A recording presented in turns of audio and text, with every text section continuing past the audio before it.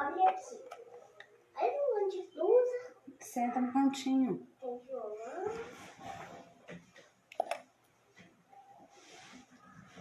O quarto tá um horror. Viu? O quarto tá um horror. É, verdade. Piano em cima da cama. Luz jogada na cama. Violão em cima da cama. Fez arrumadinho. Eu gostava da quarto. Oi, gente, boa noite. Pessoal que tá entrando, obrigada. Deixa eu convidar aqui, se eu acho o André. André? Que André? Qual André? O médico do irmão?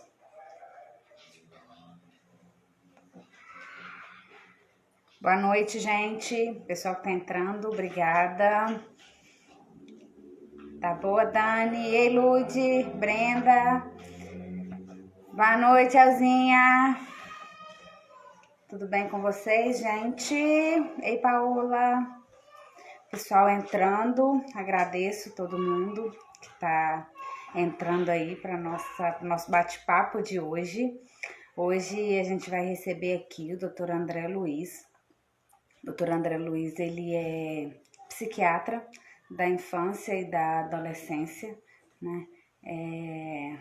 Ele tem a formação de pediatra e logo depois ele fez a especialização, né, em psiquiatria e psiquiatria infantil, e ele é especialista aí na infância e na adolescência. E ele vai estar aqui hoje para a gente conversar um pouquinho, né, completar aí uma sériezinha que a gente começou há uns dias atrás, né? O pessoal da CIA tá aí, obrigada, gente. Tia Marlene, né? O pessoal que tá entrando, agradeço muito. Então, assim, a gente vem já de uma série de bate-papos, né? Que eu estava fazendo a princípio com a neuropsicóloga, com a Paula, e a Paula, Elisiana Paula, e agora surgiu a oportunidade, né, de a gente estar convidando também o doutor André Luiz para poder estar conversando um pouquinho com a gente. Então, a gente fez o convite, ele aceitou, eu fiquei muito feliz, porque a gente sabe que o tempo, né, é complicado, a gente sabe. Então, assim, agradeço muito, doutor André, pela sua disponibilidade de estar aí junto com a gente. Os últimos encontros que a gente teve, a gente falou a respeito de intervenção precoce, diagnóstico precoce, né? Tiramos algumas dúvidas de algumas pessoas que estavam, né, que tinham algumas perguntas para fazer para a Paula, e hoje a gente vai continuar, né, essa série, falando um pouco do ponto de vista da psiquiatria, né? Eu sempre falo, eu não sou profissional, eu sou uma mãe, né? O conhecimento todo que eu tenho é o conhecimento de estar buscando, de estar correndo atrás, de curso e leitura e noites e mais noites sem dormir, igual tantas, quem nunca, né? Qual mãe nunca ficou noites e noites sem dormir aí para poder estudar, para poder saber mais a respeito do filho, do por que tá com atraso, por que tem essa dificuldade, né? Por que não está desenvolvendo como as outras crianças desenvolvem? Meu Deus, o que tem com meu filho? Então, assim, eu sou uma mãe, né, que da mesma forma que, né, as outras mães, né, a gente tá aí correndo atrás. Então, eu agradeço primeiro a Paula. Hoje a Paula não pôde estar aqui com a gente, mas eu agradeço primeiro a Paula, né, pela disponibilidade dela também de estar junto com a gente, né. Vou convidar aqui o Dr. André para conversar um pouquinho com a gente. Aguardando aqui. Olha ele aí. Boa noite. Oi, boa noite. Como vai, Bruna? Tudo bem? Tudo bom? bem, graças a Deus. Pois é, tô aqui conversando um pouquinho com o pessoal, doutor. A gente começou, né, com essa série junto com a Elisiana Paula. Ela aceitou um convite meu para a gente bater um papo a respeito de intervenção precoce, né? Do trabalho que ela faz com as crianças quando elas chegam no consultório aí bem pequenininhas, né? Que foi o caso do meu Raul, que chegou lá bem bebezinho. E acabou que uma live ficou pouca, a gente precisou fazer uma outra, respondendo as perguntas que o pessoal tinha, né? E surgiu a ideia da gente convidar, eu agradeço o convite, né? A sua disponibilidade de ter aceitado o nosso convite, de estar batendo um papo aí com o pessoal, te esclarecendo mais algumas dúvidas também, né? Muito boa noite a todos, obrigado pelo convite. Coincidentemente, a terceira live que eu estou fazendo, né? Eu nunca havia, até um mês atrás, eu nunca havia participado de uma, só assistido, né? E confesso que eu também sou iniciante nisso. Estou me esforçando aí para ser mais coeso, responder de forma bastante objetiva as perguntas que vocês têm, né? E fico feliz pelo convite, tá? E vou me esforçar para fazer o melhor aqui para trazer para vocês informações aí de boa qualidade, né? Que seja útil para vocês no cotidiano com os filhos de vocês. Eu sempre falo com o pessoal, sabe, doutor, que assim, eu não sou profissional da área, eu sou uma mãe que luta aí, que corre atrás, né, para ver o desenvolvimento do filho. Então, muita informação, eu estou aprendendo também, né? Então, a gente está junto, eu tento ajudar as mães da melhor forma que eu posso. É claro que muita coisa, não, né, a gente realmente precisa de um profissional, mas a gente está aí para isso, para compartilhar conhecimento, né? Então, a gente está aí, todo mundo no mesmo barco, né? Eu sempre falo Exato. isso. Cada paciente, eu do lado de cada da mesa, né, recebendo vocês, cada paciente é um aprendizado para a gente também. Não vem, apesar de terem diagnósticos semelhantes, e alguma coisa tem que se assemelhar para terem o mesmo diagnóstico, né? No caso, a gente está falando hoje sobre o espectro autístico, mas cada paciente nos ensina muito também. Fazer a leitura de cada indivíduo é fundamental para a gente ter bons desfechos, sabe? Então, cada um tem suas peculiaridades, suas dificuldades, suas virtudes e potencialidades. Então, cada pacientezinho desse aí que eu atendo é uma história nova, totalmente, na qual eu tenho que interpretar quais são as vicissitudes dele, quais são as especificidades dele, para poder promover a orientação adaptada para ele, né? É um trabalho que não é tão intenso quanto dos terapeutas, que estão aí intimamente com vocês semanalmente, e isso é necessário, isso é, né, o que nós queremos, né, quando a gente fecha o diagnóstico precoce, essa proximidade com os terapeutas que estão aí vendo os detalhes de cada situação que está travada, que está evoluindo, né? E nós, eu da psiquiatria da infância e adolescência, ficamos aí num distanciamento maior, vendo com espaços de tempo maiores, mas mesmo aqueles que evoluem bem, a gente tem que vigiar para saber se tem alguma coisa que a gente pode sugerir para um caminho melhor, né? Mas olha, estou à disposição. Faça as perguntas que vocês acharem mais pertinentes, tá? Você como mãe e daquelas perguntas que você entender que são válidas aqui nesse nosso momento. Estou aí. Uhum. Então, vamos lá. Na verdade, assim, algumas pessoas mandaram, na verdade, são bastante perguntas que o pessoal mandou, mas eu já tinha feito um scriptzinho, assim, eu acho interessante, às vezes a gente até consegue encaixar as perguntas no que eu já tinha mesmo para a gente poder bater um papo aqui, né? A primeira coisa que eu preciso te perguntar para a gente entender um pouco melhor, qual que é a contribuição da psiquiatria na intervenção, no diagnóstico, na intervenção, no encaminhamento para uma intervenção precoce, né? O que é que o psiquiatra, né, ele consegue contribuir aí para esse diagnóstico do autismo? Então, vamos lá. A prerrogativa da minha especialidade da psiquiatria da infância e adolescência, psiquiatria, ciência do comportamento. Então, basicamente o que nós avaliamos são quadros comportamentais que estão fora daquilo que se espera. Então, digamos que o jogo ele começa quando nós fechamos o diagnóstico, quando nós formalizamos isso para que todos os outros profissionais que têm que se envolver com isso e possam atuar de maneira segura. A gente tem, dentro dos transtornos do desenvolvimento, alguns quadros, como os atrasos do desenvolvimento intelectual, o transtorno de déficit de atenção e hiperatividade, o transtorno do espectro autístico, e outras condições mais raras, né, que são da nossa alçada, digamos assim. Então, a partir do momento que a gente fecha o diagnóstico, você sai do limbo, digamos assim, das dúvidas, né? Com a profusão de informações. Normalmente as pessoas já chegam para a gente, diferente de como chegava há 10 anos atrás, totalmente sem conhecimento algum, sabe? E agora não, nós vemos que as pessoas normalmente já têm uma experiência ou compartilhada com outras, ou buscas pessoais, informações na internet, já vem com alguma carga de informações acerca daquela situação. E carregado de angústias e dúvidas, né? A partir desse momento, fecha-se um diagnóstico. A gente está falando de autismo hoje, não de outros, então vamos concentrar nisso. Então, a contribuição da psiquiatria é fundamental, né?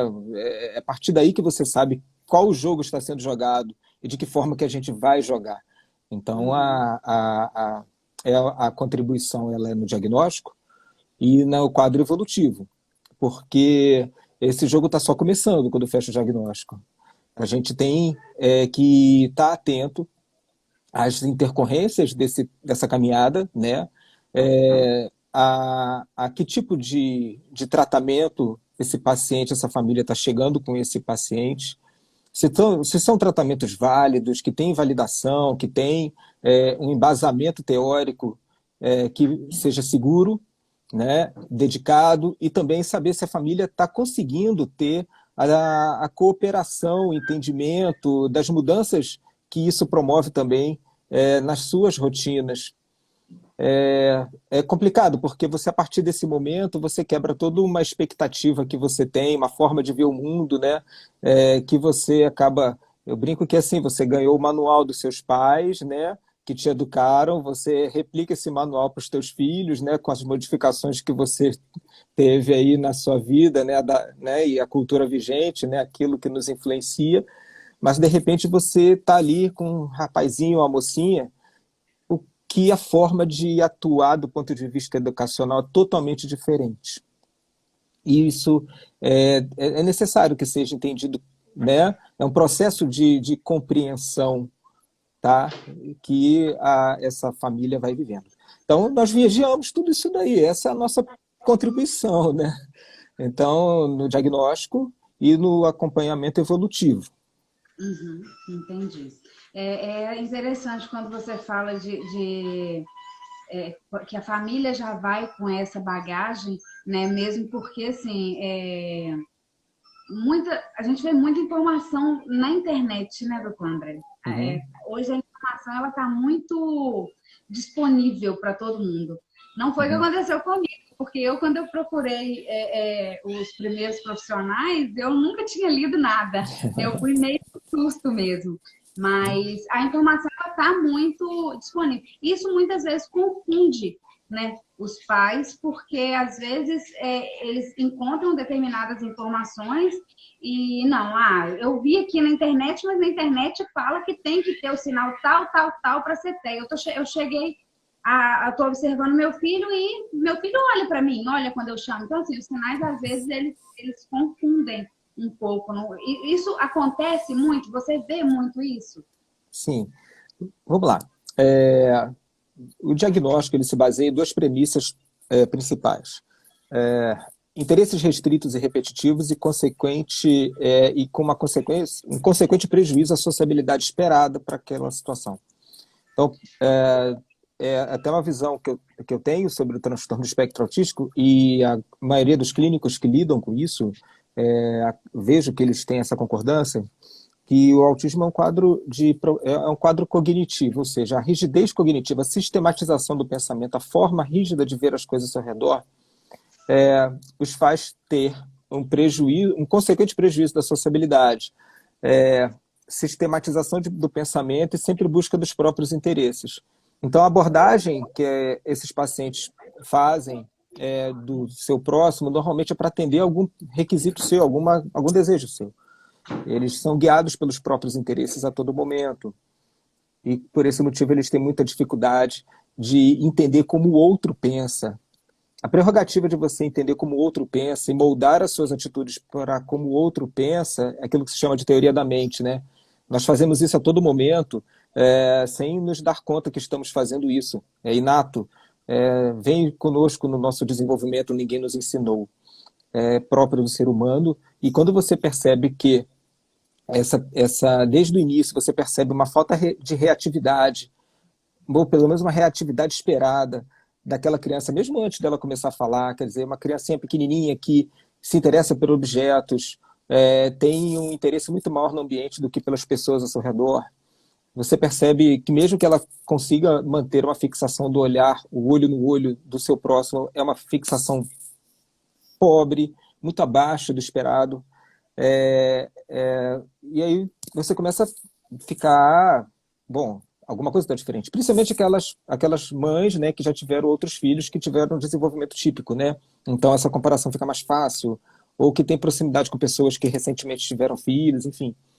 Então, quando você percebe que, mesmo antes da criança desenvolver a fala, que é uma forma de comunicação mais elaborada, digamos assim, você tem forma de comunicação não verbal. Então, a criança pequenininha que não estende os braços para ser pega no colo quando, né, no primeiro ano de vida, uma criança que prefere ficar só, quando é retirada, colocada no colo, manifesta alguma irritabilidade, gosta de ver objetos que giram, ou situações em que você tem uma repetição de movimentos, né, sistematização, né?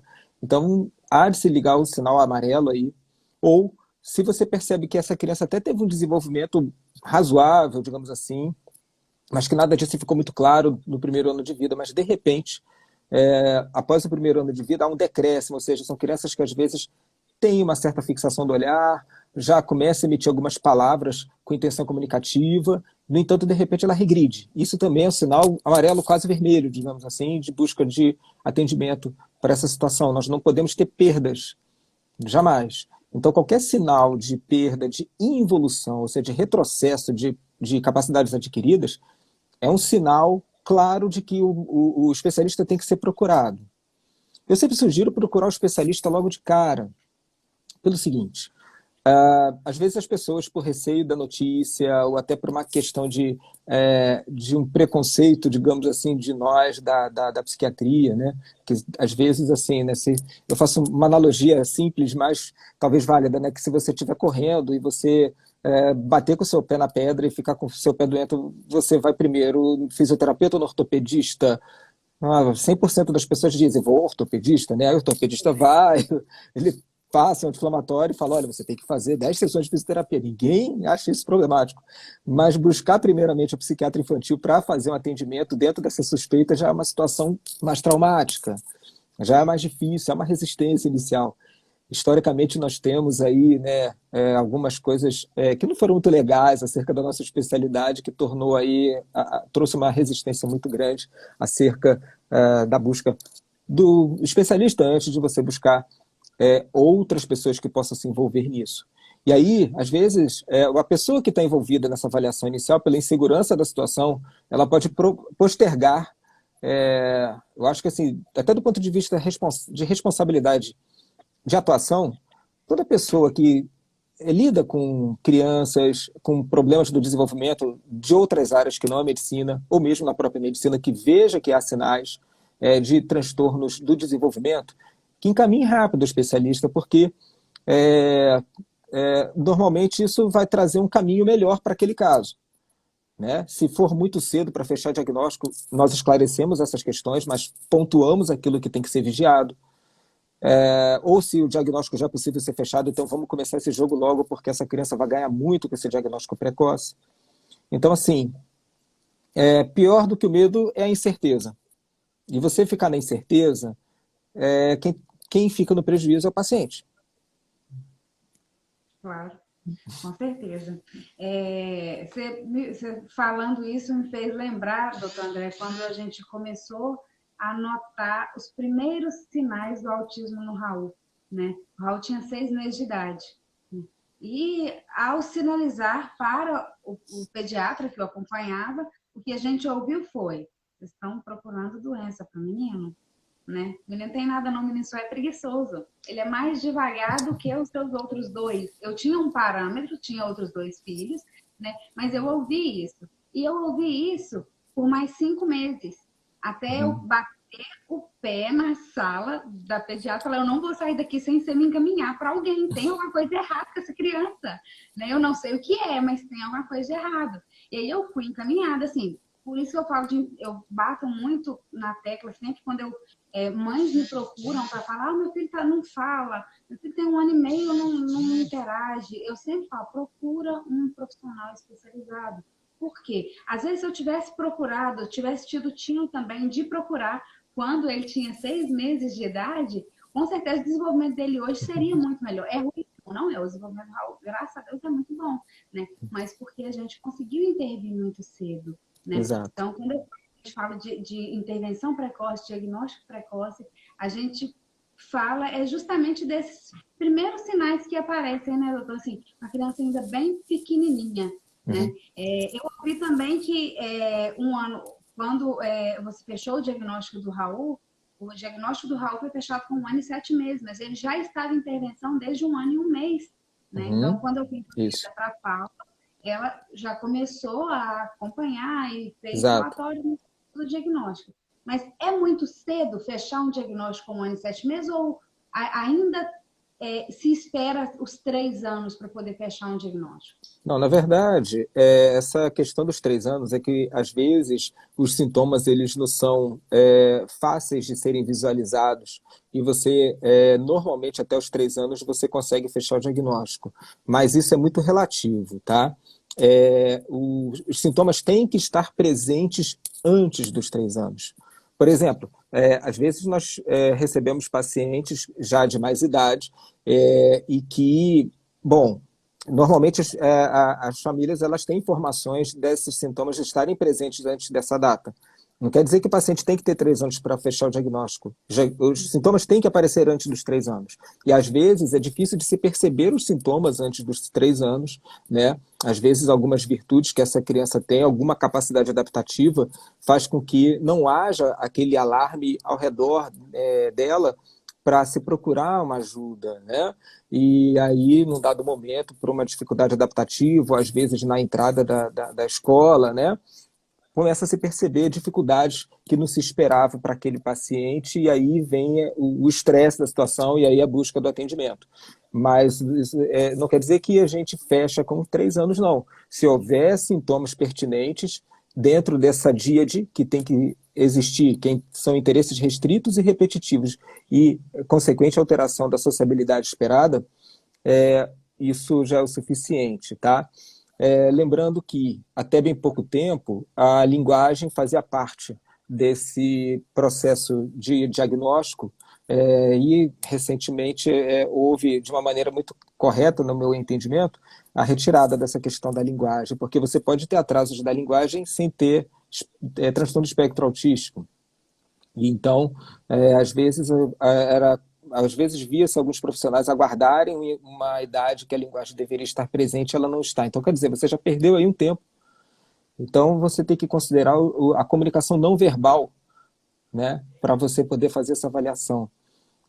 Lembrando que quando você tem casos mais graves, você tem mais facilidade de fechar diagnóstico do que casos mais leves.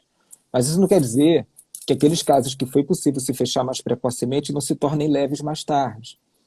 O nosso neurodesenvolvimento ele é extremamente suscetível às intervenções, justamente pela velocidade de conexões que nós temos nessa faixa etária abaixo dos 5 anos e principalmente abaixo dos 3 anos. Quer dizer, nós conectamos, os nossos neurônios se conectam mais rápido. Nós temos um processo que a gente chama de poda neuronal, né? A gente lembra assim, do jardineiro, né, cortando, né, assim, aquilo que não está legal, ajeitando, né, para ficar bonito, é mais ou menos isso, né? Nós temos o processo de extinguir aquilo que não nos serve. Nós nascemos com muito mais neurônios do que nós temos mais tarde. Então há um processo que a gente chama de apoptose, de poda, de vias que não são mais pertinentes, não são úteis. No entanto, se você faz estimulações, você pode fazer com que essa poda tome um outro caminho.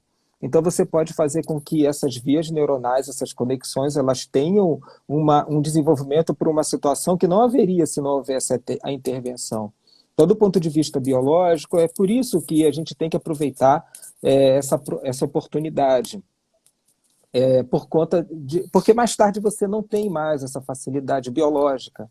Não quer dizer que você não vai ter nenhum tipo de ganho se você fechar o diagnóstico um pouco mais tarde, mas quanto mais cedo, melhor.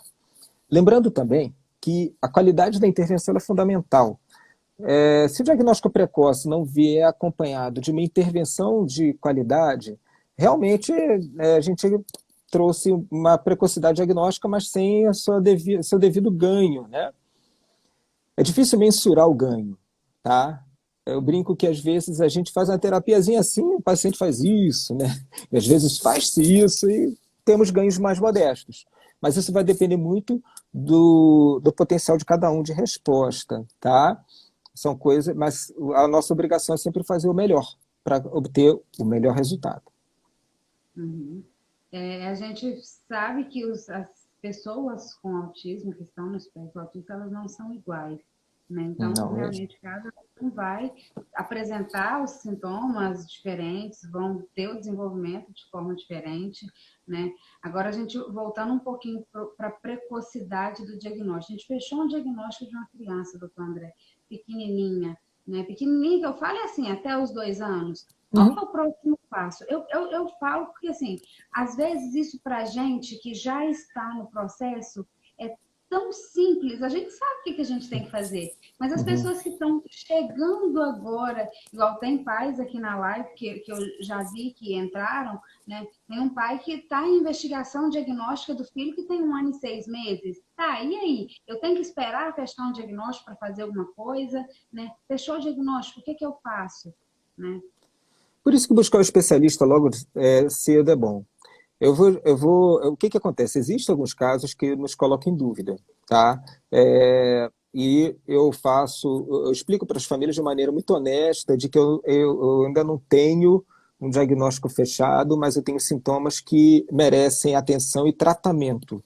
Porque o tratamento ele não vai trazer nenhum prejuízo para o paciente. Então, ficar naquela situação de que, diferente de outros diagnósticos que o tratamento pode trazer, um diagnóstico errado pode trazer um dano ao paciente por conta de um tratamento inadequado, no caso de uma suspeição de transtorno do espectro autístico, digamos que não se feche o diagnóstico, mas há uma suspeição grande, você promover intervenções, mesmo em casos suspeitos não confirmados, pelo menos não sendo possível confirmar pelo fato da criança ainda ser muito nova e ter algumas qualidades ainda que nos coloquem em dúvida, o tratamento ele simplesmente vai potencializar qualidades. Ele não vai trazer prejuízos. Então, não há nenhum constrangimento de você ter esse paciente em processo de diagnóstico evolutivo, que é assim que eu denomino, né? E que a maioria de colegas da minha área também o faz,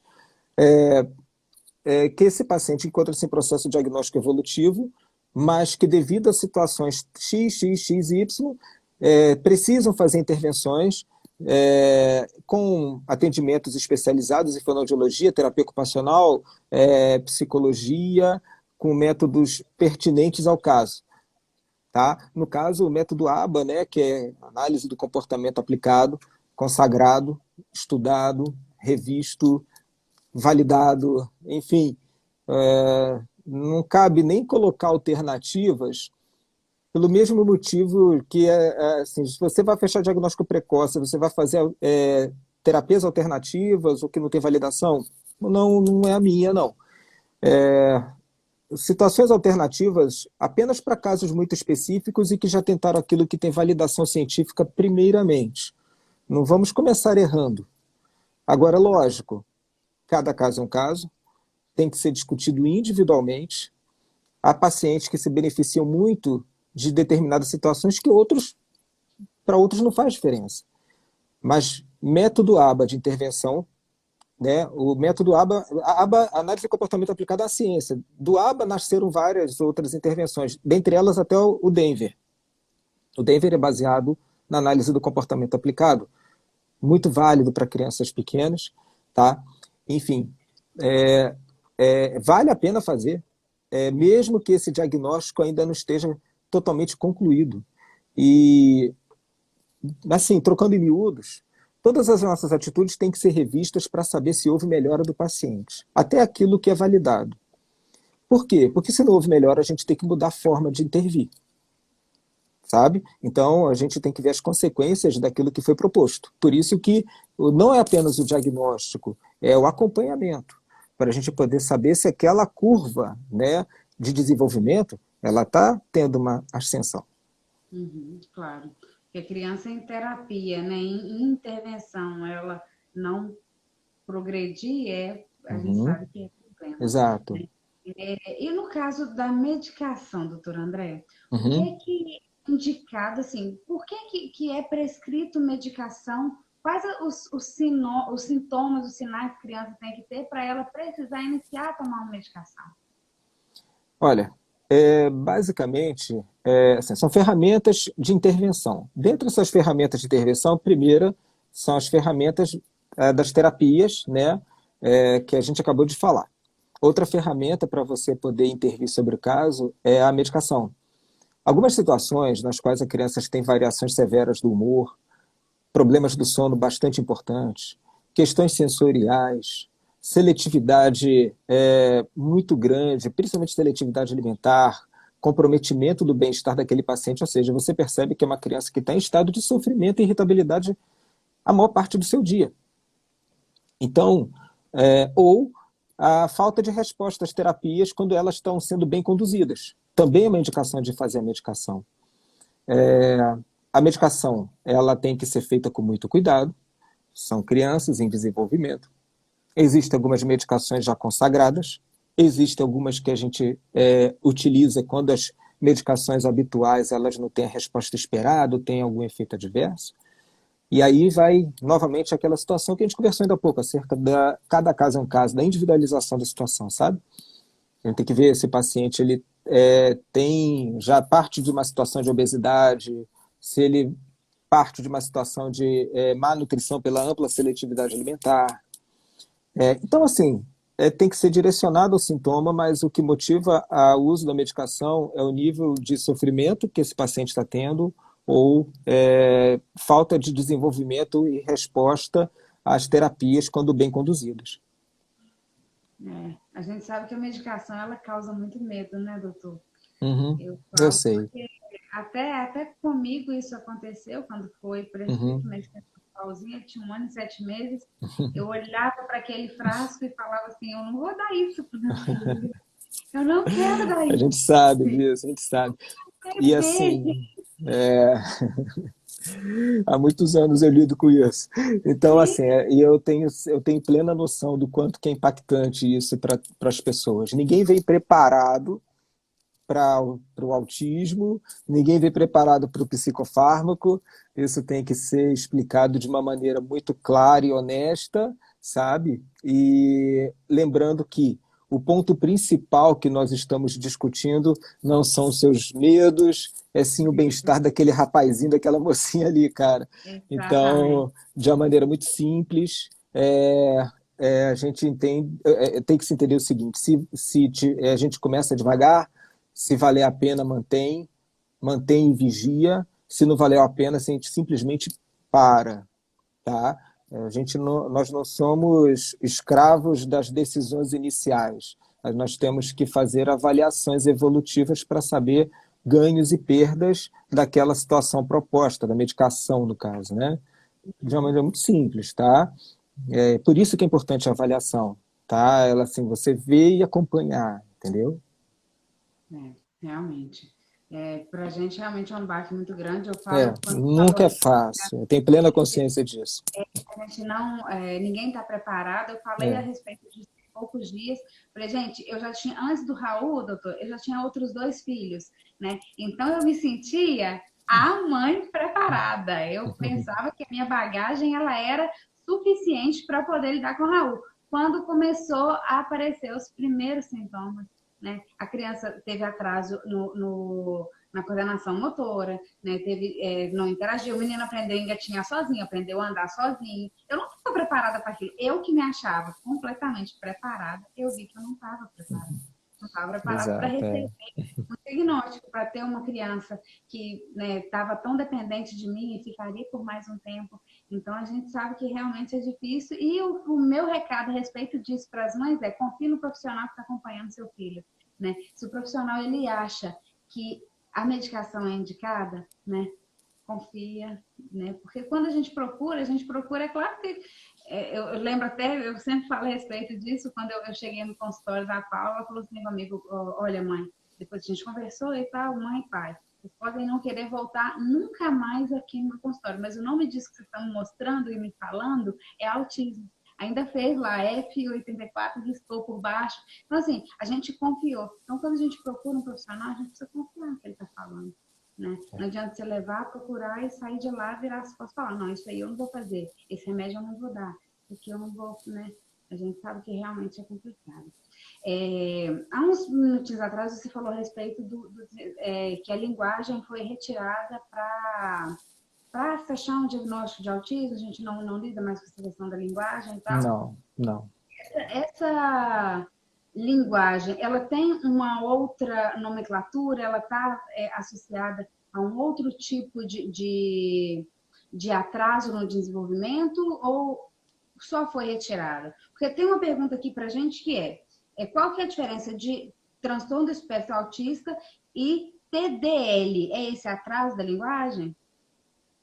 Eu não sei se é TDL, eu não estou me recordando. Se talvez até que queria dizer DEL, talvez, distúrbio específico da linguagem, né?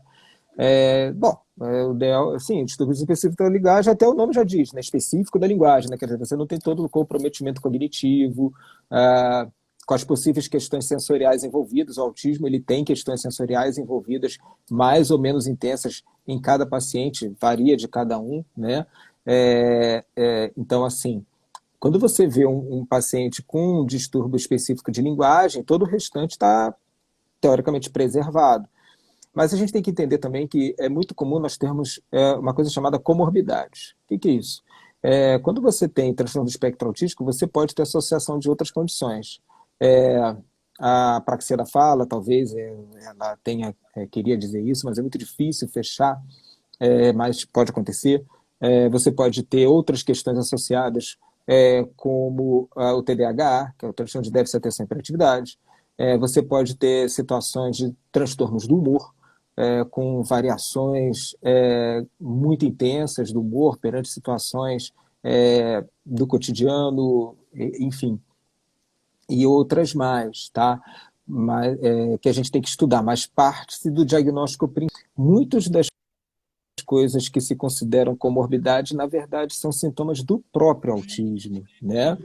Então, na diferenciação clínica, é importante isso, porque você trabalha de formas diferentes, né? Então, por isso que é importante o especialista ele estar acompanhando essa situação, porque a comorbidade, ela, de fato, é muito comum, tá? Então, há de se fazer essa diferença para poder fazer o direcionamento correto para o tratamento dessas situações. Entendi. E quando a gente sabe que a pessoa com autismo e às vezes até mesmo a criança com TDAH, às vezes existem algumas semelhanças nas características que um e outro apresentam. Quando que isso é confundido? Eu falo na hora de fechar um diagnóstico. Isso pode ser confundido na hora de fechar o diagnóstico? Qual que é a diferença? Pode sim. E, aliás, é um desafio para a gente, tá? Não é fácil. Muitas vezes isso é extremamente difícil. Porque o que acontece? Principalmente naquelas crianças com bom desenvolvimento cognitivo, tá? Via de regra, pacientes com transtorno de déficit de atenção e hiperatividade e pacientes dentro do transtorno de espectro autístico, vou falar de uma maneira um pouco informal sobre isso. Quando eles estão desocupados, eles estão inquietos, a grande maioria deles, né? Tanto paciente com TDAH quanto paciente com transtorno do espectro autístico. Quando eles estão envolvidos com alguma coisa que é do franco interesse deles, eles têm uma atenção plena, né? Bem melhor, digamos assim, do que quando não estão envolvidos com situações que não são do seu pleno interesse. O paciente com autismo, quando ele não está envolvido com alguma coisa que gosta, ele está explorando o ambiente para encontrar algo que goste, independente das pessoas ao seu redor, né? Pela sua inabilidade social, ele não leva em consideração as pessoas que estão ao redor, independente de onde ele esteja. Se não tiver nada o impedindo, ele vai procurar alguma coisa que o interesse. O paciente com TDAH, normalmente, ele leva em consideração o ambiente. Ele sabe quem está presente, quem não está naquela situação ali, e isso acaba fazendo com que ele mude a atitude dele, né? É comum, às vezes, o paciente com TDAH entrando no consultório ainda reticente com relação à minha presença, né? E não me conhece e tal, e fica lá sentadinho, quietinho, depois que a consulta vai transcorrendo, eles ficam mais à vontade e daqui a pouco eles levantam e vão explorando o consultório todo sem parar. Então, ou seja, a minha presença, houve um peso social interpretativo por parte do paciente com TDAH que inibiu a hiperatividade dele, fazendo com que ele esperasse para saber se aquela situação era socialmente aceita ou não. Ao passo que o paciente com espectro autístico ele já entra na sala procurando alguma coisa que ele goste, independente de eu estar lá ou não. Enfim, só uma situação para poder trazer uma certa diferenciação. Lógico que existem muito mais coisas do que isso, né? Mas quando a gente tem as duas condições associadas, é possível. E para confundir mais ainda a situação, TDAH e autismo, eles têm vários, digamos assim, são dois transtornos poligênicos, digamos assim, são vários genes envolvidos, e muitos deles em comum entre as duas situações. Ou seja, quando você tem famílias com TDAH, você tem mais pacientes, mais probabilidade de ter outros com autismo, e quando você tem famílias com autismo, tem mais probabilidade de irmãos com TDAH. Por causa dessa similaridade aí, desse compartilhamento de genes envolvidos na gênese das duas situações. Então, tanto você pode ter como comorbidade TDAH, e há uma discussão aí, ele é hiperativo porque tem autismo, é hiperativo porque tem TDAH dentro do autismo. Bom, ovo, a galinha, enfim. Só que a gente tem que tratar, né? Porque a gente tem que melhorar aquela atenção dirigida daquele paciente. Então, não vamos ficar perdendo tempo. A única coisa que tem que saber, de fato, TDAH ou espectro autístico. Isso sim faz uma diferença muito grande. Agora, o tratamento, né, da hiperatividade no paciente com autismo ou TDAH no autismo, ele é parecido. Só que a resposta à medicação para o paciente com autismo ela não é tão boa quanto para o paciente com TDAH. Tá? Então, assim, é um desafio clínico. Você vê que eu expliquei aqui, talvez eu tenha confundido mais do que esclarecido. Não. Mas é porque, de fato, é muito difícil. E, às vezes, eu sou muito franco em dizer, olha, vamos tratar o que eu estou vendo para diminuir as dificuldades desse paciente, mas eu continuo vigiando. Não dá para descartar ainda e tal, mas a gente trata. Quando a gente está perante uma situação de dúvida, a gente ameniza os sintomas do paciente dentro de uma margem de segurança. Uhum, claro.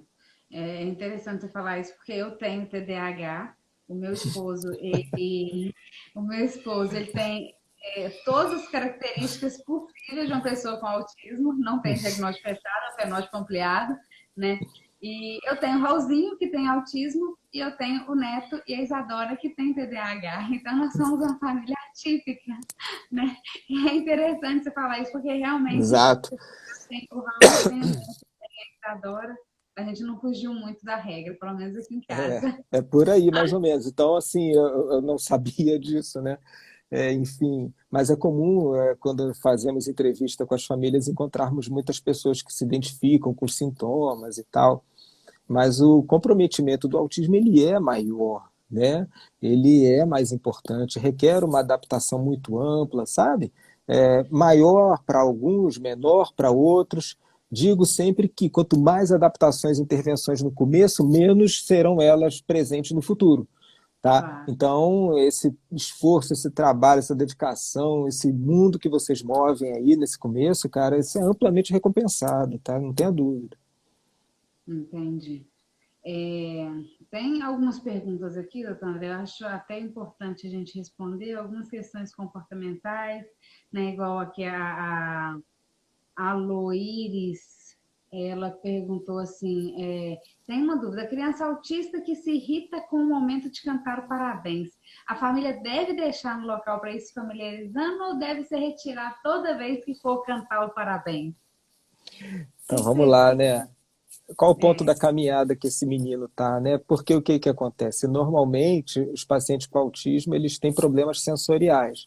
O que são problemas sensoriais? Imagine você que, assim, um parabéns é um ruído abrupto que a maioria das pessoas que estão ali toleram sem maiores problemas. Aquela frequência sonora chega para você no nível tolerável, né? Só que no paciente com autismo, que tem hipersensibilidade auditiva, aquilo chega de uma maneira extremamente amplificada, gerando muito incômodo para ele. Ele pode trabalhar isso para amenizar essas dificuldades? Claro que pode. Mas enquanto ele não alcançar esse ponto, ele não deve ser exposto a esse tipo de situação, porque o nível de sofrimento dele é muito grande, né? Então, diferente de nós, né? Às vezes as pessoas estão pensando de uma maneira típica para um paciente autista.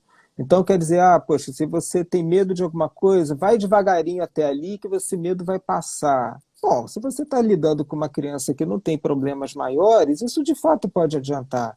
Mas você está lidando com um paciente que tem alterações sensoriais e que tem uma compreensão do mundo muito, muito diferente da nossa.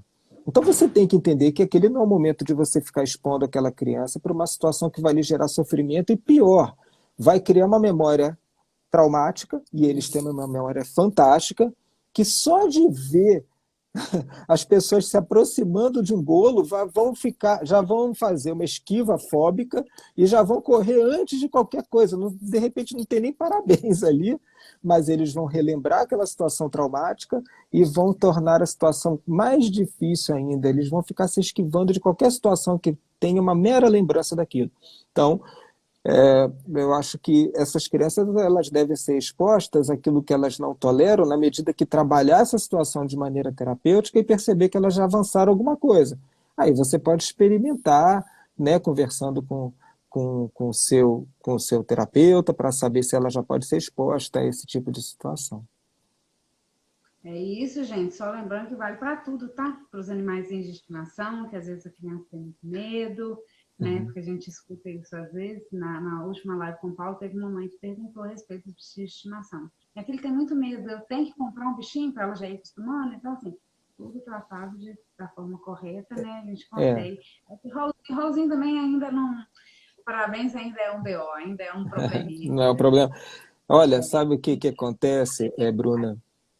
O que eu sempre falo para as pessoas é o seguinte: entendam o autismo, estudem o autismo, e leiam as especificidades do autismo do seu filho. Vocês têm que ver o mundo através dos olhos dele, entendendo como que o autista ele olha o mundo.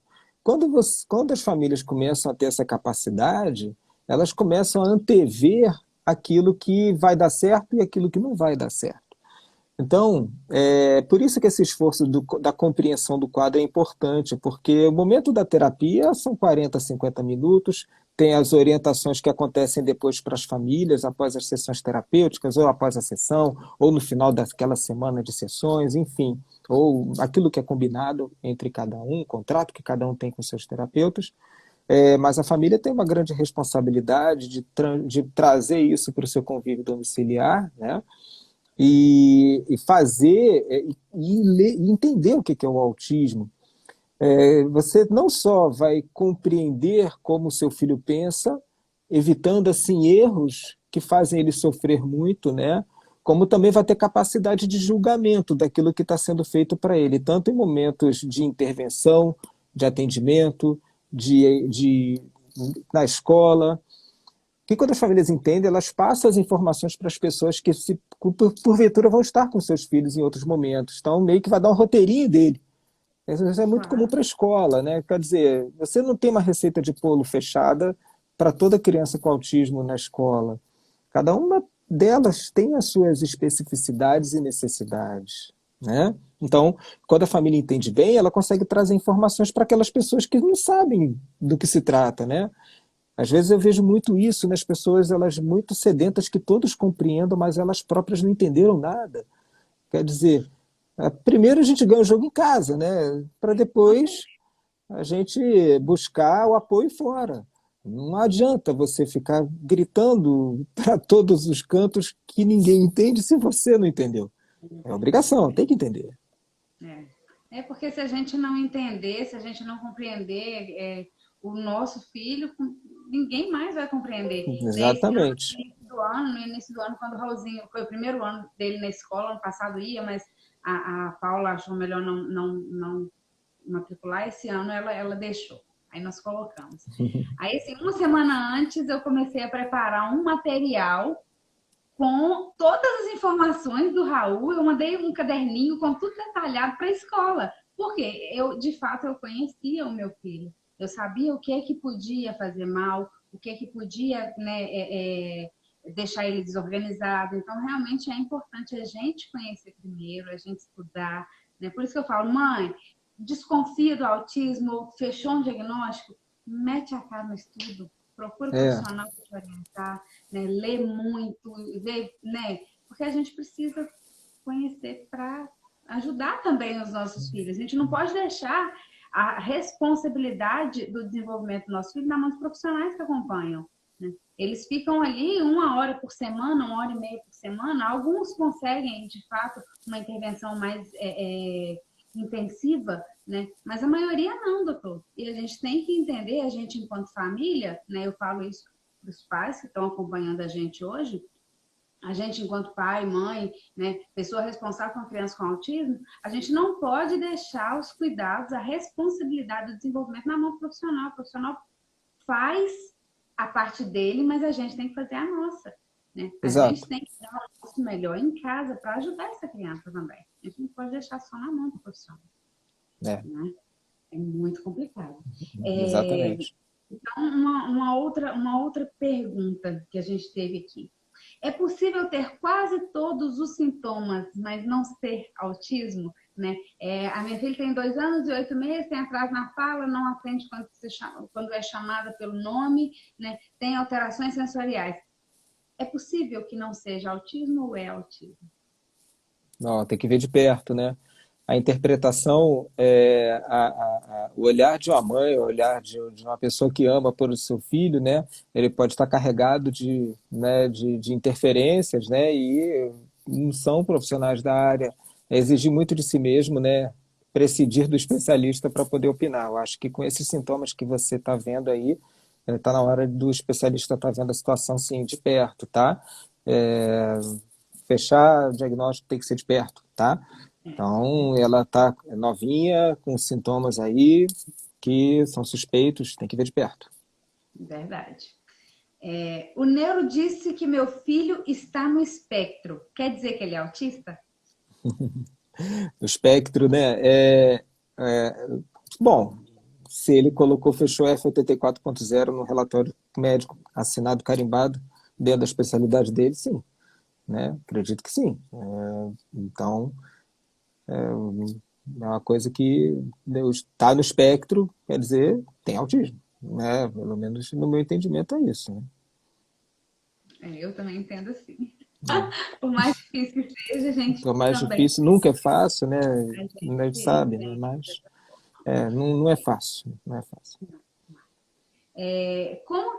Como tratar uma criança com suspeita de TEA durante a pandemia? Levar para terapia ou não levar para terapia? Fazer a terapia em casa ou...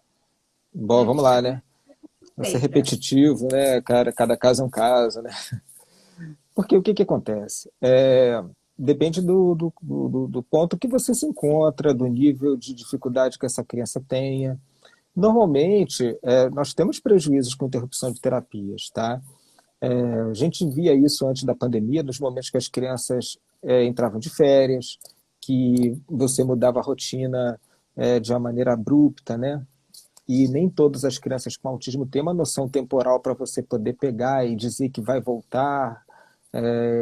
Eles não desenvolveram ainda essa noção temporal para você poder fazer uma previsibilidade, uma antecipação, né? Então, essa quebra de rotinas por si só já promove uma irritabilidade no paciente. E a interrupção das terapias por um período prolongado pode trazer prejuízos ao seu desenvolvimento e talvez retornar dificuldades que antes tinham sido, né, ultrapassadas.